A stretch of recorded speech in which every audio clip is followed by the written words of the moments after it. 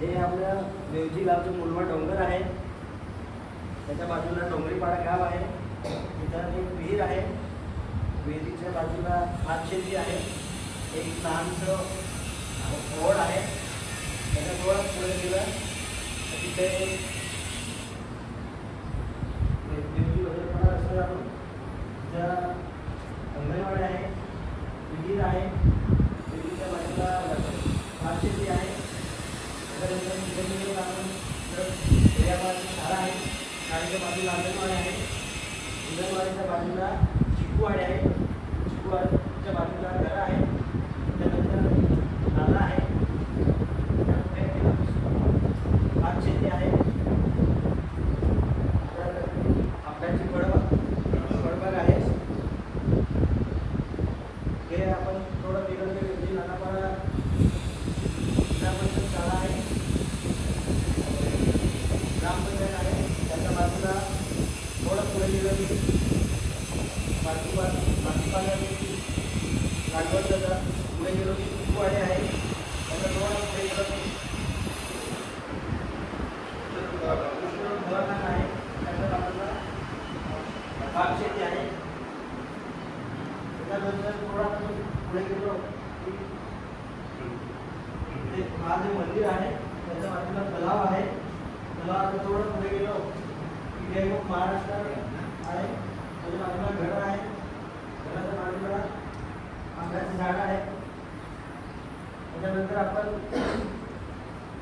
थोडा पुढे गेलो की पाटीलपाडा रस्त्यावर तर नाला आहे. नाल्याच्या बाजूला दोन विहिरी आहेत.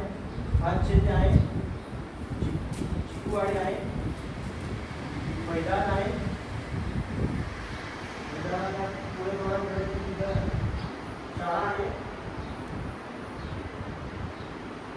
अंगणवाडी आहे. तिथं जिल्हा परिषद शाळा आहे. आपली प्रगती शाळा आहे. एक विहीर आहे.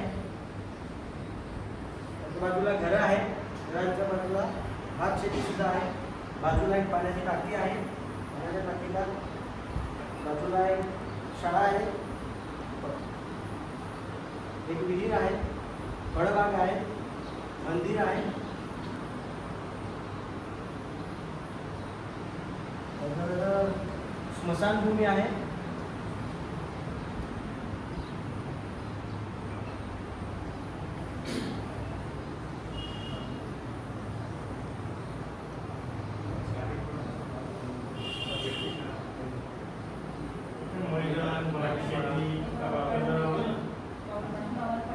भावनपाडा ते पाटीलपाडा सोलापूर मेन रस्ता आहे.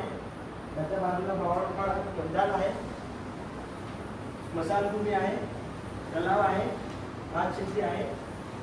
मंदिर आहे. काटीलपाडाची जिल्हा परिषद शाळा आहे. काटीलपाडा मेन रस्ता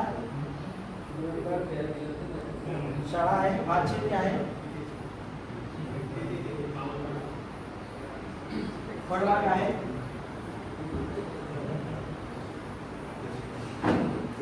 डोंगर आहे. भातशेती आहे.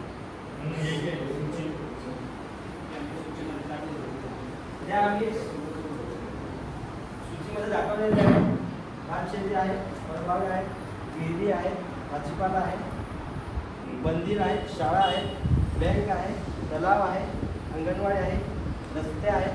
डोंगर आहे. नदी आहे. तबेला आहे. नळपाणी आहे.